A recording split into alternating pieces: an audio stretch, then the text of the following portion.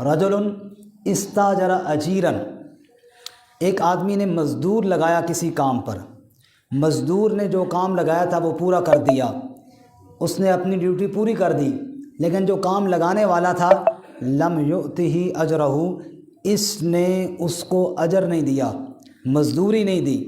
جب اس نے مزدوری کا مطالبہ کیا تو اس نے کہا میں نہیں دیتا، یا ٹال مٹول کر گیا، جیسا کہ دوسری حدیث میں مطل الغنی ظلم، مالدار آدمی ٹال مٹول کرے تو یہ بہت بڑا ظلم ہے۔ اس نے مزدور کو مزدوری پر لگایا، پیسہ خود کھا گیا، مزدور کا حق اس کو نہیں دیا، وہ بیچارہ غریب آدمی تھا اس لیے تو مزدوری کر رہا تھا، وہ اپنے بچوں کا رزق چھوڑ کر روتا ہوا چلا گیا، اور اس نے کہا یا اللہ میں غریب آدمی ہوں، کمزور آدمی ہوں، میں ظالم کے ساتھ مقابلہ تو نہیں کر سکتا، میرا حق کھا گیا ہے، اب تو جان اور یہ جانے۔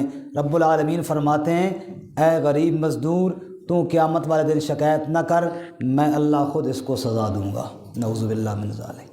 تو یہ 3 شخص ہیں جی جن پر اللہ تعالیٰ کو بہت غصہ ہے۔ نمبر 1، پہلا وہ شخص جس نے اللہ کا نام لے کر دھوکہ کیا۔ نمبر 2، وہ شخص جس نے آزاد آدمی کو بیچا اور پیسے کھا گیا۔ اور نمبر 3، وہ شخص جس نے مزدور کو مزدوری پر لگایا اور اس کا حق ادا نہ کیا۔ اور 3 آدمی اللہ تعالیٰ کو بہت محبوب ہیں۔ نمبر 1، وہ شخص جو اکیلا اللہ کی راہ میں جہاد کرنے والا ہو۔ نمبر 2، وہ شخص جو تھکاوٹ کے باوجود رب کے سامنے سجدہ ریز ہو جائے اور نماز پڑھے۔ اور نمبر 3، وہ شخص جس نے اللہ کے نام پر کھانا مانگا اور کسی نے اس کو نہیں دیا، اور وہ اس غریب کے پیچھے جا کر اللہ کی رضا کے لیے اس کو کھانا کھلانے والا